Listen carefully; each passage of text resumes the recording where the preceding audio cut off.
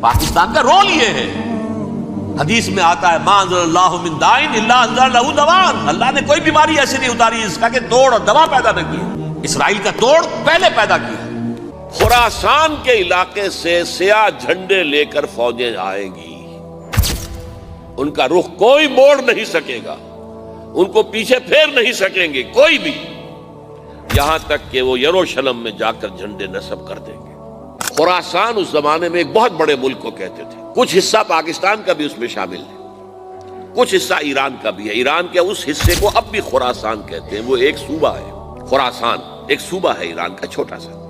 پاکستان میں خاص طور پر یہ جو علاقہ مالا کنڈ ایجنسی کہلاتی ہے، اس سے اوپر جتنا علاقہ ہے، اور یہ جو واخان کی ایک پٹی آتی ہے اوپر، واخان افغانستان کی ایک پٹی سی دم سی چلی آتی ہے جو جا کر چائنا کی سرحد سے مل جاتی ہے، یہاں سے لے کے یہاں تک یہ جو مالا کنڈ کا وہ درہ ہے اور پہاڑ ہے، یہ بھی خراسان کا حصہ ہے۔